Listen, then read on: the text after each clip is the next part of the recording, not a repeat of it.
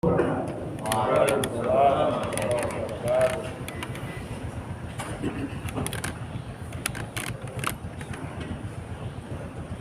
alhamdulillah, wassalatu wassalamu ala rasulillah sayyidina Muhammad bin Abdullah wa alihi wa sahbihi wa mawala wa ba'du. Kita lagi ya tes kebenaran yang akan insyaallah dan insyaallah ini kita membahas bagaimana caranya kita memperhatikan kemuliaan yang ada.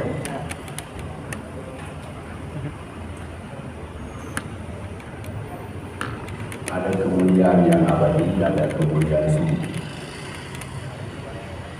Kita terjebak biasanya oleh al-izzah biyafna, kemuliaan yang semu dan hancur yang semu.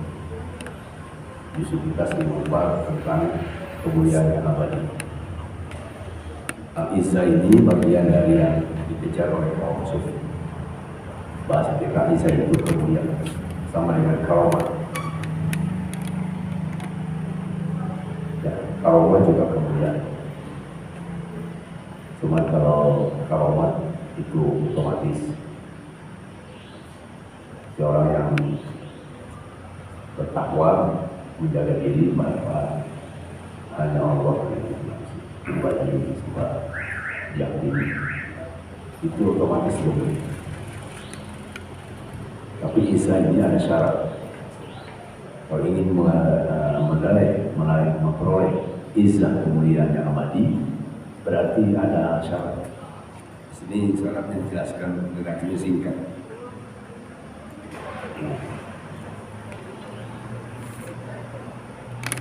In aradta ayyakuna laka izzun la yakuna wala tasta'izzanna bi izzin yakuna. Itu bahasa. Kalau kamu ingin meraih kemuliaan yang abadi, syaratnya jangan membangga-banggakan kemuliaan semu. Gampang redaksinya gampang, tapi aplikasinya sulit. Kenapa sulit? Nah, itulah nafsu kita suka membangga-banggakan yang semu. Apa yang semu contohnya? Ya tadi tentang dunia, harta benda, hayat dunia wa seluruhnya, kehidupan dunia dan hiasannya, jabatan, kedudukan, itu sebenarnya kemuliaan semu. Kalau Bapak lihat secara realitas misalnya, saya pernah meneliti di sekolah di perguruan tinggi, itu yang mengejar PNS ternyata begitu banyak dibandingkan dengan ingin menjadi pejuang sejati. Contoh kecil misalnya orang mengejar jasa disebut pahlawan, banyak sekali ingin menjadi pahlawan itu. Tapi kalau kita tahu relasi ada pejuang tanpa jasa, siapa mereka pejuang tanpa jasa? Kita dulu ini adalah tanpa jasa pejuang. Meskipun sekarang sudah gede juga ada ulama-ulama yang dikasih gelar pahlawan dan dijebak. Bukan salah kalau dapat julukan pahlawan, kalau orang yang menyebutnya kepada kita sebagai pahlawan. Tapi yang salah adalah keinginan kita untuk jadi pahlawan. Itu tidak boleh. Tidak boleh kita ingin dipuji, tapi tidak boleh juga menerima pujian. Kalau dipuji orang, kan alhamdulillah. Yang tidak boleh apa? Ingin dipuji orang.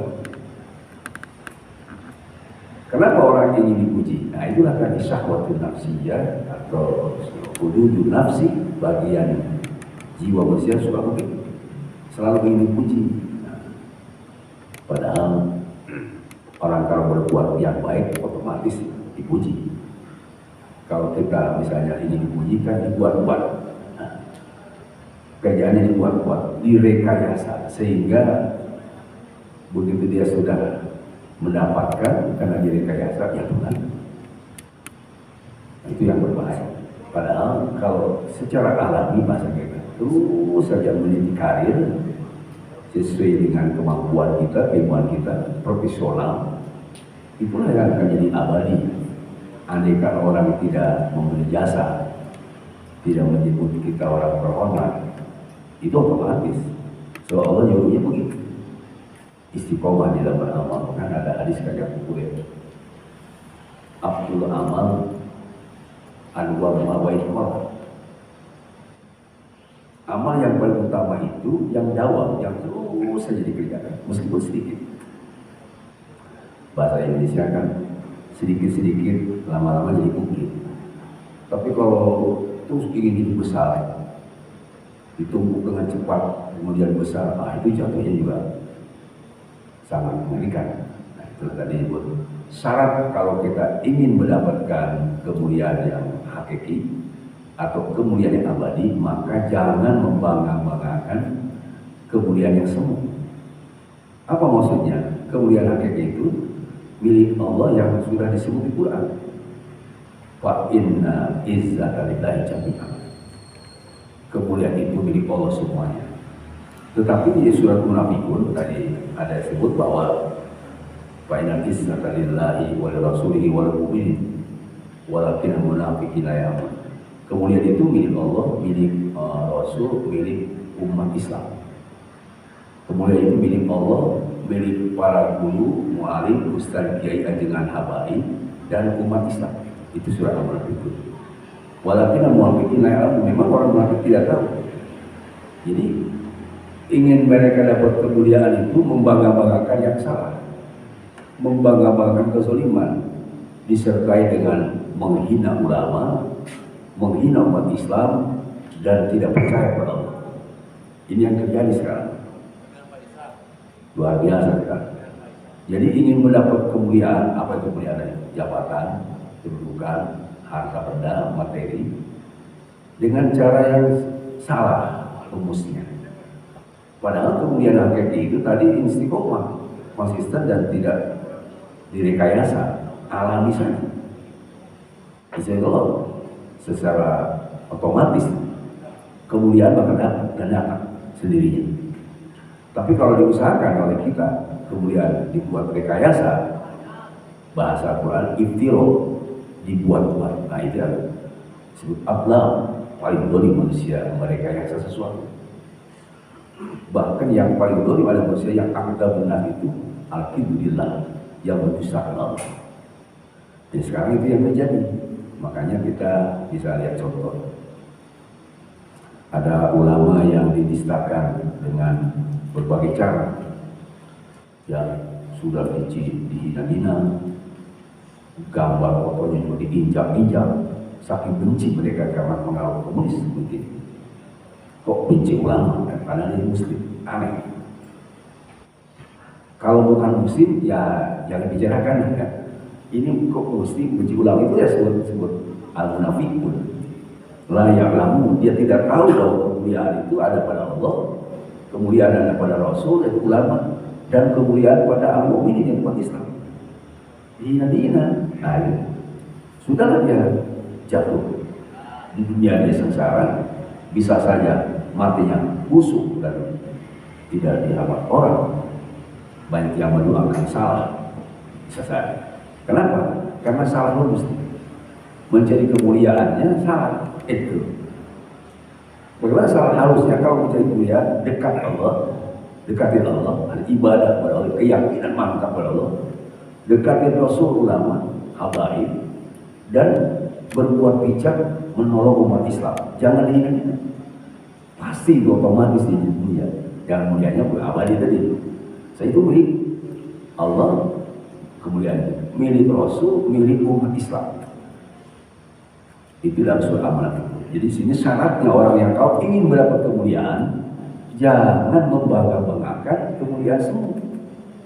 Apalagi tadi bukan dibanggakan, bergemerut di situ, bercampur dan berhubungan erat dengan kemuliaan-kemuliaan semua. Inilah tujuannya para kaum sufi memberantas tentang hududun nafs, bagian jiwa yang salah, yang serakah. Insya Allah kita dengan sebab belajar alat tasawuf, kita tidak terjebak dalam konspirasi yang disebut kemuliaan semu, dunia semu, jabatan semu, dan lain-lain. Ya. Kita lanjutkan di sini. Karena kita sedang ngaji, bukan ceramah. Di sini disebutkan bahwa al-izzah itu apa? Al-izzah alladzi la yufnah. Al-ghaniyyu an asbabi kulliha biwujudi musababiha. Ya. Jadi kemuliaan yang abadi, yang tidak akan rusak adalah al-ghaniyyu an asbab. Dia banyak menjauhi dari hal-hal asbab, sebab-sebab. Ya, kenapa? Semua sebab-sebab dia tinggalkan karena adanya musabab. Sebab akibat itu kan hukum, ada yang memilih hukum, hakim, akhirul hakimin, Allah Subhanahu wa Ta'ala. Jadi dia memberikan sebab-sebab semua. Jadi ya kemudian yang abadi tadi, sebab-sebab hilangkan semua, dunia itu hilangkan semua, dijauhi semua. Sebab apa? Melihat kepada hakikat dunia. Hakikat dunia itu Allah yang memberi. Jadi bukan dunianya. Hakikat jabatan itu Allah yang memberi. Kemuliaan juga Allah. Kalau tidak diberikan oleh Allah, tak bisa. Kita sering didoktrin la yadillu mawalai wa la ya'izzu man alai. La yadillu mawalai. Tidak hina orang yang telah kau muliakan. Wa la ya'izzu man alai. Dan tidak akan mulia orang yang telah kau hinakan. Itu keyakinan kita setiap subuh dibaca. Tapi lagi-lagi orang banyak yang besar. Ya, ingin mendapat kemuliaan, justru sumber kemuliaannya dihancurkan. Apa sumber kemuliaan? Allah. Ingin dapat kemuliaan, dihancurkan sumbernya Rasulullah, para ulama. Ingin dapat kemuliaan, dihancurkan sumbernya yang punya, yang Allah berikan, yaitu kaum muslimin. Malah dekat sama orang kafir, bagaimana? Ingin dapat kemuliaan, dekat sama orang kafir, tidak punya mereka. Yang punya kemuliaan Allah, Rasul, dan Muslim. Ya. Jadi kemuliaan abadi itu bisa peroleh karena memang pemiliknya atau orang-orang yang sudah diberikan haknya. Seperti Rasul dan kaum muslimin. Ya, pembelaan itu kan nggak ada Allah, waliullah menolong. Tapi ada orang yang diberi kepercayaan untuk menolong orang lain, para nabi dan rasul. Kemuliaan dan pertolongan milik Allah. Tapi ada orang yang diberikan kepercayaan, kemuliaan dan diberikan untuk menolong, itu nabi dan rasul. Demikian umat Islam. Sehingga orang yang menghilangkan sabab-sabab tadi itu pasti dia mendapatkan kemuliaan abadi. Kenapa? Karena sabab itu kan bisa relatif sabab itu. Ya. Bisa saja ada, bisa tidak ada. Sababnya. Bapak bisa ngaji ke sini, sababnya apa? Kan bisa hilang sabab. Menurut ilmu tasawuf. Kalau yang memiliki ya sabab juga ada. Bisa hilang sabab itu. Orang yang ibadah haji, sababnya punya uang dan sehat. Tapi bisa saja sababnya hilang kok tiba-tiba ibadah haji. Yang punya uang ibadah haji. Kenapa bisa hilang sabab? Sebab banyak orang yang sudah setor ibadah haji gak jadi. Nah, jadi sabab itu bisa hilang. Tapi kita makan terjebak sebab aja semua. Sebab ini soalnya. Ini baik Pak, kita tingkatkan keimanan kita. Sabab itu bisa hilang. Yang tidak hilang itu sababnya. Yang memberi sabab Allah Subhanahu wa Ta'ala. Ya. Di dalam fikih itu kan syarat bisa hilang Pak. Orang sholat itu syaratnya harus muslimah, kiblat, punya wudu. Tapi kadang-kadang itu dihilangkan sababnya. Hilang sababnya, tidak punya wudu, tidak punya alat untuk aurat. Bisa saja orang sah sholatnya tanpa wudu. Kalau apa? Kalau memang dia tidak bisa wudu, sakit kan sah sholatnya. Dibandingkan orang sholat sah pakai wudu tapi tidak lihat Allah, bahaya itu. Berdiri tasawuf. Ada orang yang sholatnya tanpa wudu kena sakit. tidak bisa kena air menurut dokter, menurut kesehatan. Sholat dia sah kalau dia salah. Ada orang sholat pakai wudhu, pakai baju untuk aurat, tapi tidak diterima, nggak diterima. Gitu. Jadi ilmu tasawuf itu tidak melihat sabab-sabab, hakikat itu yang dilihat. Boleh saja kita sholat tidak pakai wudhu, kalau memang tidak bisa tidak bisa wudhu. Bisa saja kita atau semua umat Islam ini ibadah haji tanpa sabab bisa. Saya contohkan ini, ya. Justru dengan sebab dia sudah niat ibadah haji, lalu ada bawaan, ada lalanya, itu sampai jadi ibadah haji, jadi haji. Dibandingkan tadi kalau misalnya ibadah haji hanya melihat sabab-sabab dan bahkan ingin dipuji, hajinya ini dipuji kan tidak sampai. Jadi itulah pentingnya tazkiyatun nafsi, belajar tasawuf, itu belajar akhlak kepada Allah, belajar adab kepada Allah, usul adab kepada Allah, itu hakikat yang kita bicara. Tetapi tentu syariat-syariat juga tidak bisa hilang. Ya, apa hakikatnya coba? Musabab. Misalnya orang sembuh dari corona. Kalau Bapak ditanya semua umat Islam, saya yakin sama jawabannya. Yang menyembuhkan penyakit itu siapa? Jawabannya Allah semua. Iya kan? Boro-boro harus kuat iman. Muslim biasa juga kan? Yang menyembuhkan penyakit siapa? Ya, ada yang Allah. Itu benar hakikat. Kalau ada yang mengatakan yang menyembuhkan penyakit itu obat, ya tentu, ya itu bukan syariat. Yang menyembuhkan penyakit itu, ya syariatnya ke dokter, ya itu kan bagian lain. Tapi kalau kita ditanya, hakikatnya itu Allah. Nah karena itu dalam pengertian umat Islam, corona itu berarti ada dua. COVID-19 itu. Ada COVID-19 yang takdiri, yang memang ditakdirkan oleh Allah.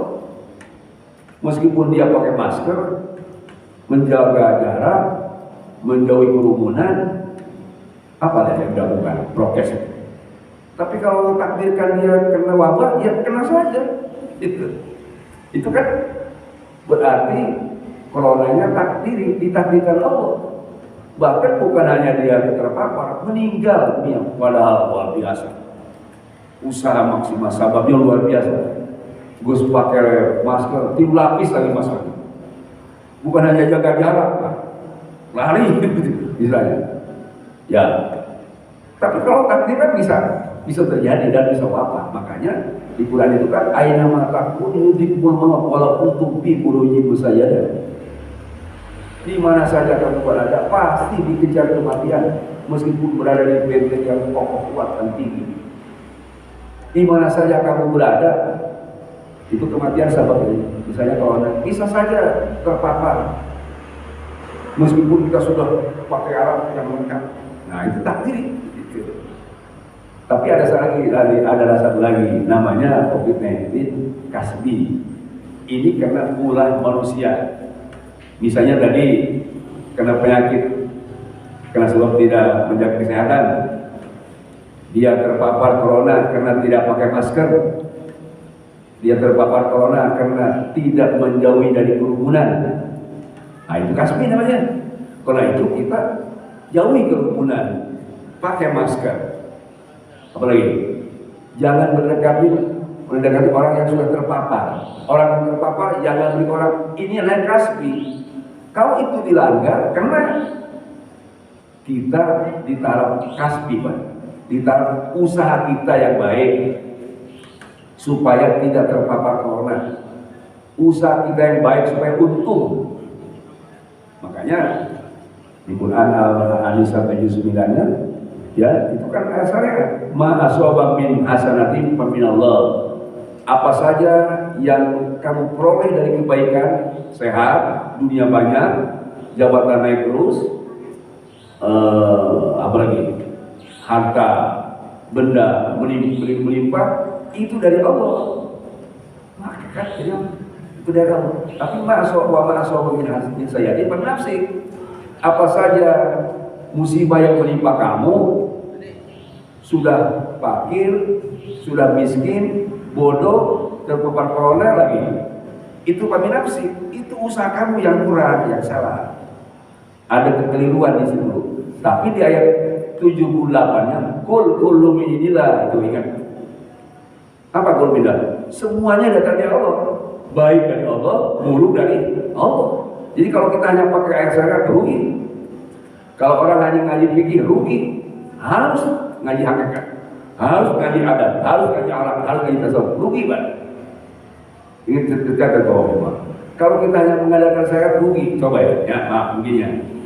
Dia sudah miskin, sudah fakir, terpapar corona, ya, misalnya nih, tidak ingat bahwa yang mewafatkan dia atau memberikan corona itu Allah, kan rugi.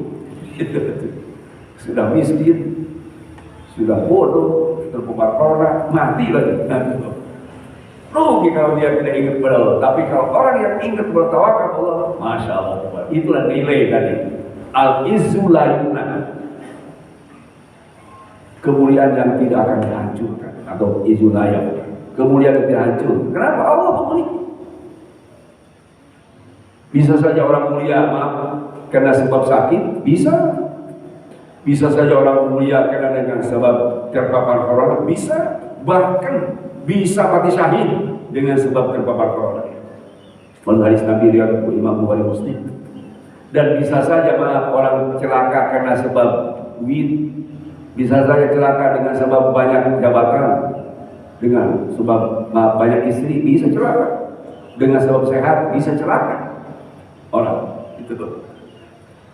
Apa meyakinkan bahwa semua kalau jabatan tertinggi bisa mulia? Enggak bisa. Bisa saja hina, bisa saja. Dan jangan dikira bahwa seorang ilmu setelah membelah batu keringatnya keluar, jangan dianggap bahwa itu orang mulia apa orang hina. Itu justru yang mulia. Kenapa? Dia belah batu itu demi mencari kehidupan untuk mengasih nafkah sama istri, dan ingat ini tugas dari Allah. Mulia. Jangan dikira orang yang jadi jabatan tinggi mulia kalau dia tujuannya untuk mengeruk keuntungan rakyat dari rakyat untuk dirinya dan untuk menyelesaikan rakyat, bahkan lupa kepada Allah. Jangan dikira mulia itu. Begitu. Ini Pak, kita sedang ngaji hakikat tadi. Ya, ngaji tasawuf. Jadi kul bi'illah, semua datang dari Allah. Meskipun tadi ayat 79-nya ada ayat syariat. Dan lagi, ma asaba min hasanatin fa min Allah wa ma asaba min sayyi'atin fa min nafsi. Apa saja yang menimpa kamu dari keburukan itu dari sebab usaha kamu. Saya bilang tadi ada COVID-19 kasbi, ada upaya kita yang salah, ada upaya-upaya tangan jahat yang jahat, upaya-upaya ulama menjilat yang menjilat. Itu bisa saja terjadi penyakit COVID-19 itu sebab itu bisa. Kalau tidak dilakukan kejahatan, mungkin sudah selesai, penyakitnya sudah hilang. Ya, saya tanya ke bapak-bapak, tanya, orang sakit datang ke dokter, dokternya jujur dikasih obat sesuai dengan dosis yang sakitnya sembuh.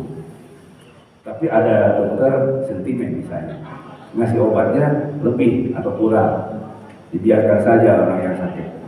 Bapak bisa jawab, ya, bukan masalah dokternya, tapi kepribadian dokternya itu.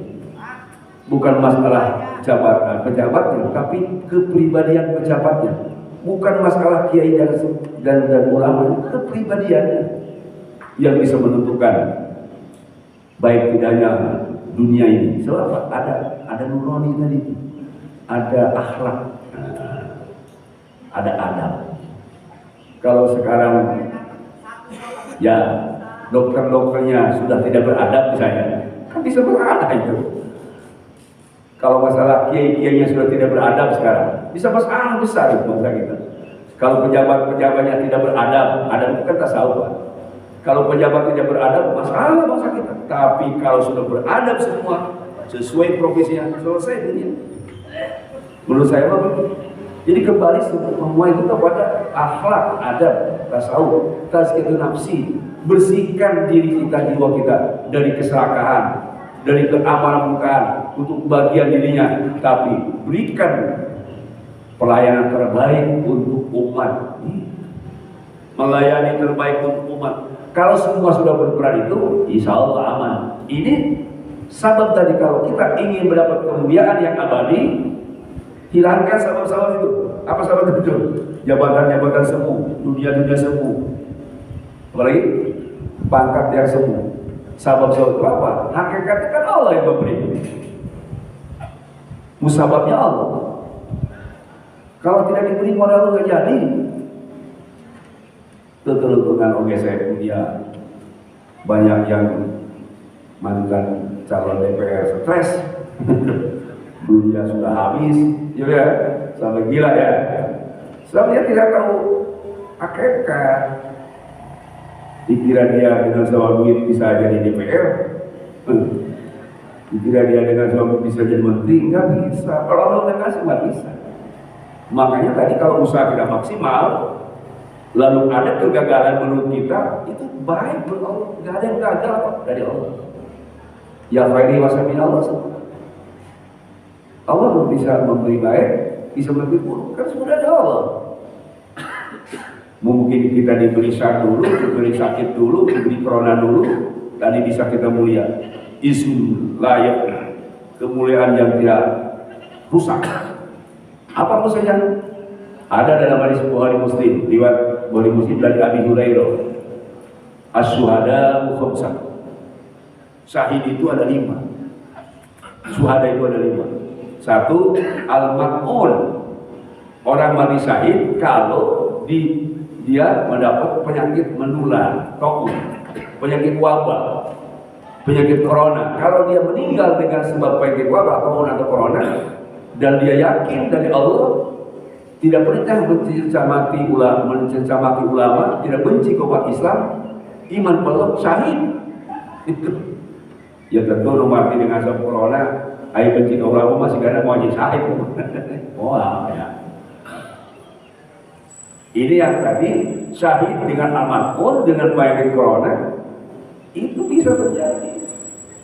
Kita belum punya penyakit corona, belum syahid. Jadi ini tadi menurut Islam.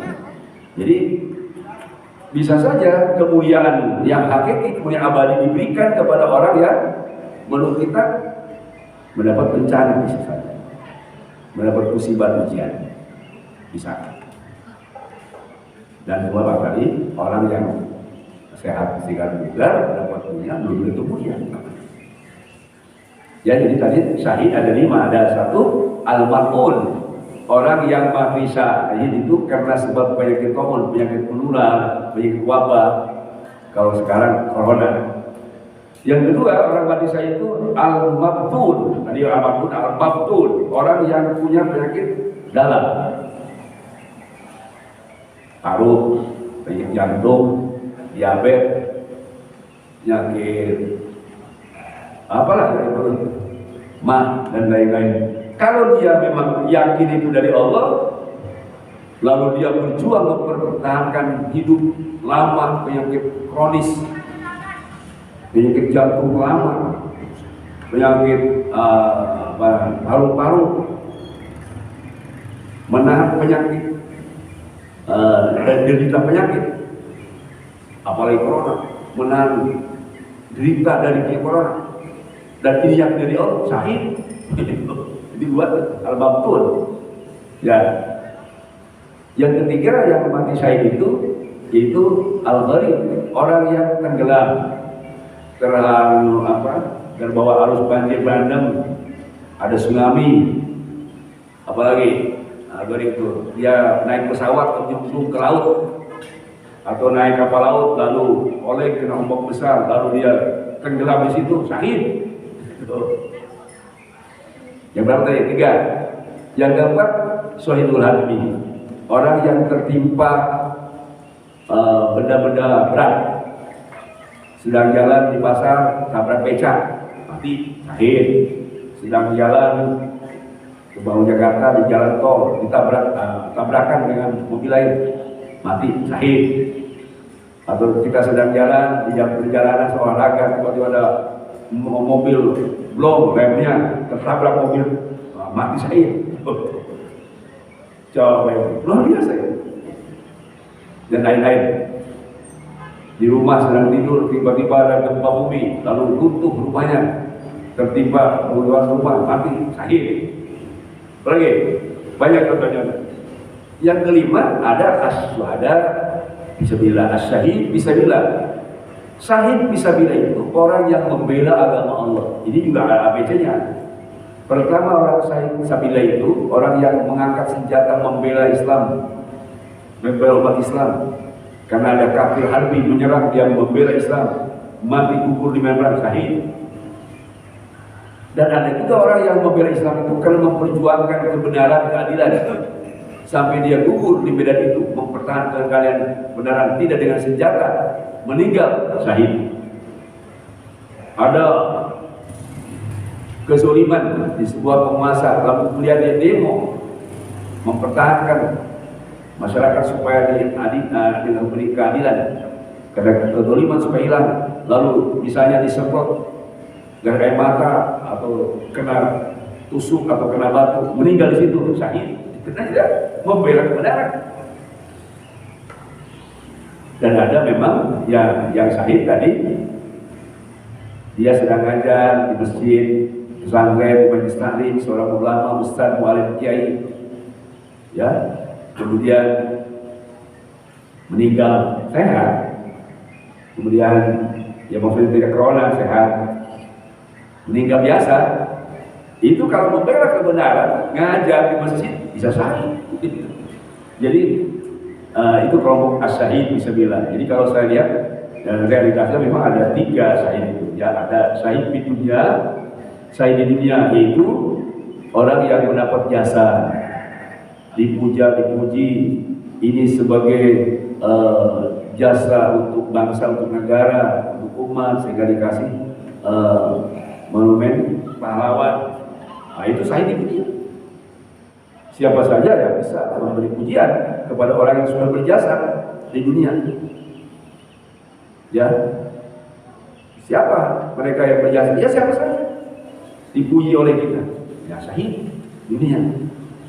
Nah, kemudian yang kedua, syahid akhirat. Nah, syahid akhirat itu tadi yang gugur di medan, yang gugur karena sebab dia mempertahankan penyakit, corona, atau dia sudah derita karena ngajar terus, tidak punya uang, seorang kiai sudah miskin, anaknya keringat, urus pamajikan, jadi betul, minta oke sakit, derita banget hidupnya, sampai dia gugur jadi kiai, syahid itu. Dan itu nanti ada syahid dunia akhirat. Nah, syahid dunia akhirat yaitu yang tadi dikonotasikan para ahli fikih, sehingga kuburnya tidak boleh dipandikan, tidak boleh dikapani, langsung ketika dikubur dengan badannya, ada pakaiannya, dengan darahnya. Di dunia dia syahid dan di akhirat dia syahid. Kalau kita lihat sekarang orang yang mati karena corona, katanya kan tidak boleh dia dipulasan dengan sempurna, ya, harus dikemas, kemas, jangan tidak secara sempurna. Ya mudah-mudahan kaum muslimin yang meninggal di waktu sekarang ini yang penyakit mewabah, mudah-mudahan menjadi syahid. Amin ya rabbal alamin. Tapi tentu ada catatan juga, ada syarat. Ya syaratnya tentu tadi ada lillah izzah, izzah lillah, wa inna izzah lillah, wa li rasulihi wa lil mu'minin, walakin munafiqun yang meninggalnya karena membela Allah atau iman kepada Allah, dan karena membela Rasul atau yakin Rasul dan ulama itu adalah sebagai pewaris Khalifatullah dan umat Islam sebagai eksistensi dari syariat Islam yang harus dilaksanakan oleh muslim. Kalau itu yang ditekankan bahwa Allah, Rasul, Nabi, ulama, habaib, semua ada orang mulia dan muslimin, meninggalnya waktu sekarang zaman COVID-19 ini, insya Allah mereka pasti syahid. Amin ya rabbal alamin. Itu. Sekali lagi judul hari ini, syarat untuk mendapatkan kemuliaan yang abadi, yaitu kita tidak boleh membanggang-banggakan kemuliaan yang semu. Ya, apa yang semu? Harta benda, jabatan, apalagi pangkat, dunia dan lain-lain. Karena nanti ada bagian di dalam surat Hud, ya, di dalam surat Hud, man kana yuridul izzat, man kana yuridud dunya wa zinataha, barang siapa orang ingin dunia dan perhiasannya, fala yaqusu, tidak akan sia-siakan. Orang yang ingin dunia, yang ingin kemegahan dunia, kegelapan dunia, yang ingin dapat jabatan, yang ingin dapat titel, tidak akan disisihkan, itu tidak dikasih, ya. Tetapi kalau hanya itu yang dicari, maka faulaika di akhirat kelak mereka tidak dapat bagian apa. Faulaika mu'amalahu bil akhirati min khalaq. Mereka tidak dapat apa-apa. Ulaika ashabun nari hum fiha khalidun. Di akhirat akan masuk api neraka yang kekal. Jadi ini memang berisiko, Pak. Kalau tadi hanya asbab, hanya dunia yang dicari, hanya jabatan yang dicari, hanya keuntungan yang dicari, tidak untuk melihat Allah Subhanahu wa taala, tidak melihat siapa yang sebetulnya memberi jabatan, harta, dunia dan sebagainya. Maka ini berbahaya. Makanya kesimpulan nanti kita belajar tasawuf ini demi untuk mengejar itu nilai yang sebenarnya. Tidak hanya dapat mengajar dunia, tapi nilainya. Ya, ada beberapa kisah Pak tentang apa namanya kemuliaan yang semu tadi. Nah, di sini saya akan baca, ya, satu kisah ketika Harun ar-Rasyid menjadi seorang raja. Ada seorang yang datang kepada Ar-Rasyid menasihatinya. Ya. Kemudian tiba-tiba Harun ar-Rasyid marah. Itu marah. Kenapa? Karena lalu dia berarti sayyatul hal. Dia melihat keledainya yang begitu jelek akhlaknya, lalu marah sehingga ngomong kepada anak buahnya Ar-Rasyid, ambil tuh orang yang ceramahin saya dan apa namanya, lemparkan ke situ bigolnya supaya diinjak-injak dia, supaya mati dia. Lalu dari kemudian para ajudannya melaksanakan perintah Ar-Rasyid, tetapi ternyata seorang yang dakwah itu tadi tidak dapat madarat, tidak diinjak-injak oleh bigalnya.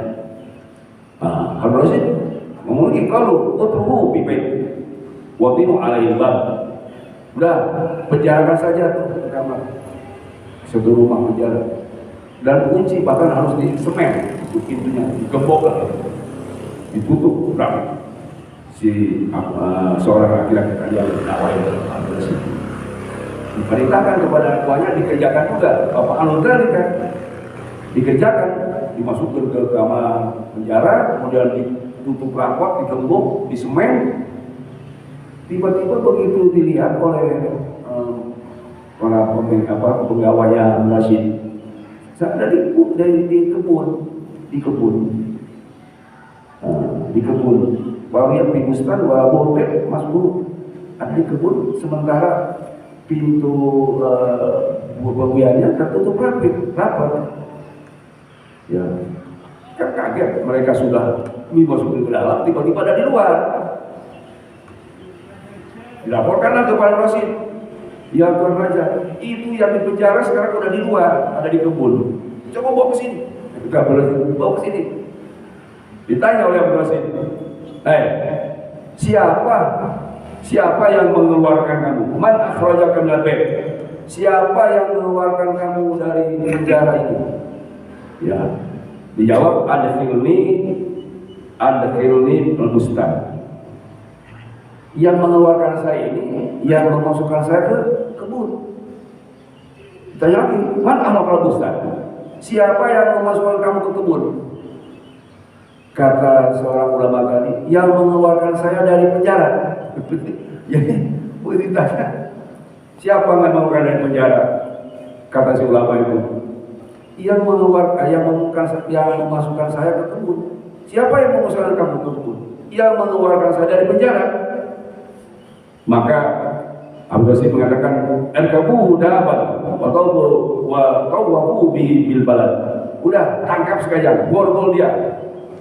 Taikkan ke belegonya dan bawa keliling ke kota-kota. Bawa keliling kota dan diperintahkan oleh Abu Rasid harus ada yang membukakan kepada masyarakat, kepada rakyat dan pakai halo-halo, pakai speaker. Apa Tuan Raja maksudnya? Sampaikan ke masyarakat. Gini, ala inna alun qad arada illa alaihi azallahu. Sampaikan di halo-halo, wahai masyarakat, ada orang yang mau dihinakan oleh Harun, tetapi dia dimuliakan Allah. Terus pakai speaker Twitter. Saudara-saudara masyarakat, ada orang yang mau dihinakan oleh Rasul, tapi ternyata dimuliakan oleh Allah. Ini kisah ini ternyata seorang ulama itu yang amal baunya ikhlas. Mau dihinakan oleh Rasul, tapi tetap dimuliakan oleh Allah. Dimasukkan supaya diinjak, karenanya tidak diinjak. Di penjara keluar di penjara. Lalu akhirnya Rasul sadar ini adalah ulama yang jujur, ulama yang benar. Kenapa? Dia dakwahnya dengan ikhlas, tidak mencari popularitas, dakwahnya tulus ikhlas, tidak cari jabatan, tidak cari dunia, dakwahnya. Tapi dipenjarakan. Maka orang ini dikeluarkan oleh Allah Subhanahu wa Ta'ala. Jadi kita juga begitu. Kalau ada ulama yang ikhlas, berdakwah, amar ma'ruf, kemudian nahi munkar kepada penguasa yang zalim seperti tadi ulama yang menasihati Rasid, dan mudah-mudahan saja dikeluarkan oleh Allah Subhanahu wa Ta'ala. Amin ya rabbal alamin. Kenapa bisa? Kalau orang sudah dimuliakan Allah, nggak bisa dihinakan manusia. Di penjara kan juga nggak bisa. Ini kisah ini yang sangat populer kalau di pesantren. Bapak kan baru dengar ya. Di pesantren itu populer. Jadi ulama-ulama yang tulus, yang ikhlas, amal ma'ruf terus, dakwah terus, nahi munkar, tetap saja tidak bisa dihina-hinakan oleh manusia. Bahkan Harun Rasid sendiri sampai tercengang. Kenapa? Ternyata ini adalah ulama ikhlas, habib yang ikhlas, bisa dipenjara. Nah, ada lagi tentang contoh tadi bahwa kita tidak boleh mencari kemuliaan yang semu. Ini kemuliaan yang semu itu misalnya kita kultus, tidak boleh. Ya, kultus itu ta'assub, apa? Ya, mengkultuskan seseorang. Ya, tidak boleh.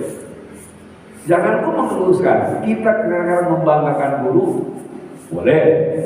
Hormat guru, wajib. Tapi harus ingat hakikat. Bahwa kalau kita selalu membanggakan ulama atau guru tidak tahu hakikat, seperti apa yang dicontohkan dulu ketika Rasulullah wafat. Banyak yang tidak percaya pada Rasulullah wafat.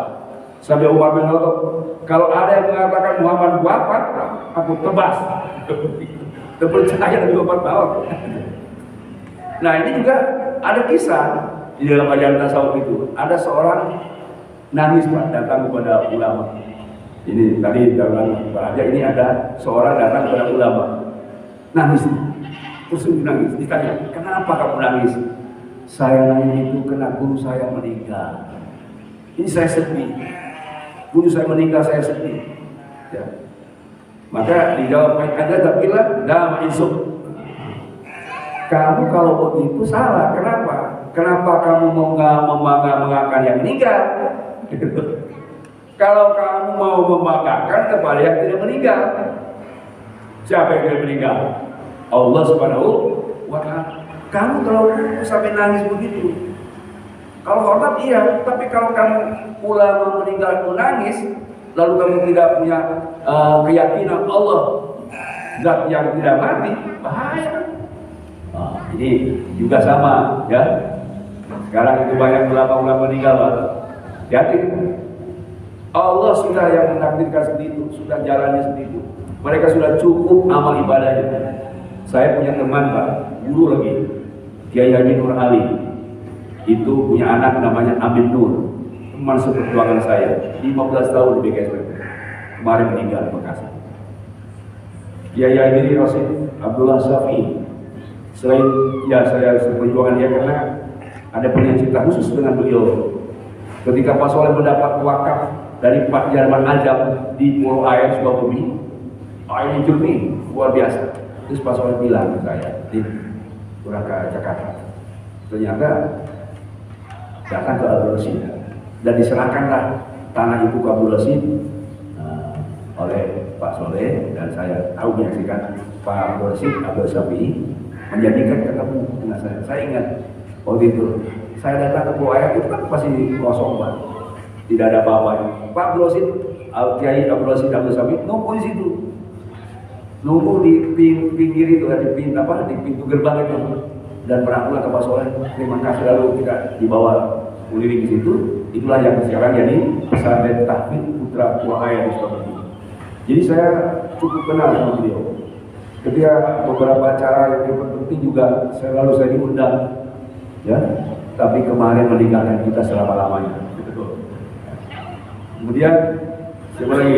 Ya saya banyak di Rahmat Sulaiman, teman saya perjuangan di Bogor, meninggal di malam.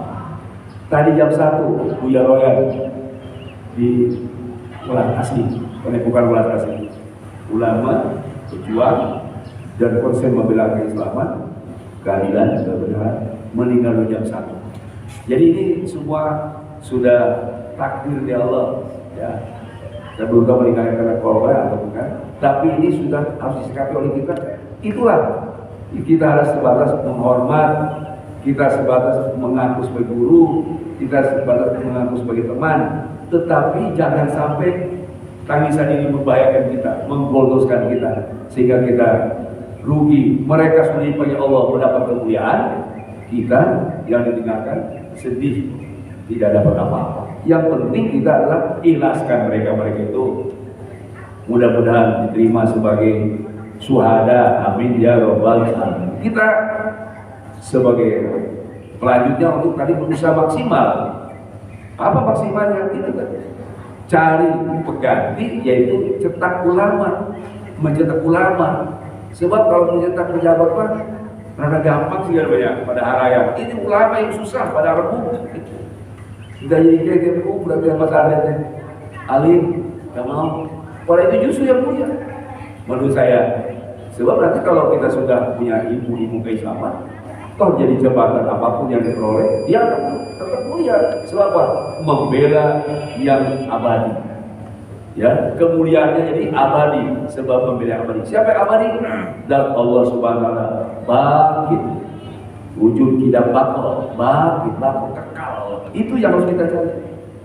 Ya, bergabunglah kita, hati kita dengan yang kekal abadi, itu dan Allah Subhanahu wa taala, sehingga semua yang diperoleh, yang diberikan oleh Allah kepada kita, yang diperoleh kita akan bersama-sama menyertai kita di hadapan Allah Subhanahu wa taala. Dan apapun musibah yang diberikan oleh Allah kepada kita, kalau ini memang musibah dari zat yang baqi, hayyul qayyum, insyaallah kita juga musibah ini akan menyertai kita, sabab kita akan bertemu dengan zat Allah Subhanahu wa taala yang hayyul qayyum. Amin ya rabbal alamin.